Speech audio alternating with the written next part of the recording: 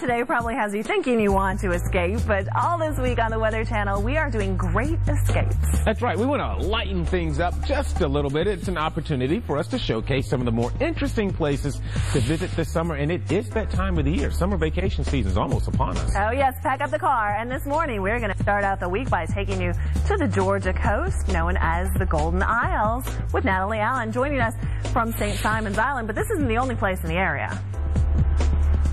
That's right. There are 4 barrier islands around this area, and they're all different. This is very popular for families, popular vacation spot. But Cumberland Island, which is just due south of Jekyll Island, which is behind me just a ways, Cumberland Island is a very enchanting place because it's remote. First of all, you have to take a ferry to get there.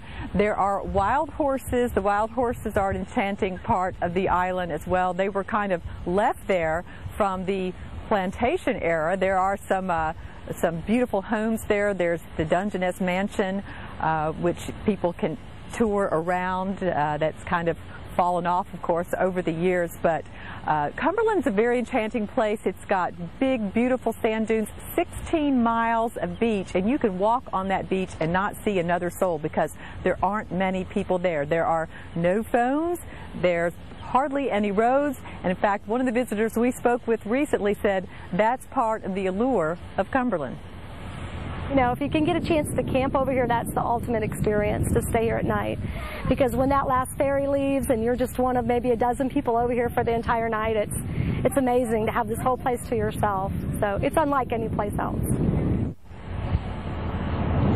That's really true. You can either camp there or there is an inn on Cumberland Island. Otherwise, just a handful of people live there. Some people watching might be thinking the place sounds familiar. It was made famous several years ago when someone famous got married there. John F. Kennedy Jr. and Carolyn Bessette were married at a little chapel there, and everyone probably remembers they wanted a private wedding and they were able to pull it off on Cumberland Island. No one knew about it until this photo, which became famous, was released. So that's a little sample of Cumberland. Throughout the day, we're going to show you some other spots around the Golden Isles of Georgia. Hey, Natalie, question for you. You know, outside of being the only person there and the horses being your only company on the island, how did those horses get there? You know, they date back to the 16th century. They were brought there by the folks that lived there and ran plantations there. And then when the plantation era ended, the horses and some wild pigs, too, stayed. And the horses have just continued to live there. They tried to get rid of them a few years back because they're not that healthy. They eat a lot of seagrass. They have a lot of sand in their stomachs. But people would have none of that. They like the allure of being on the beach when a horse can walk up and graze next to you. So there are about 150 feral horses living on Cumberland Island.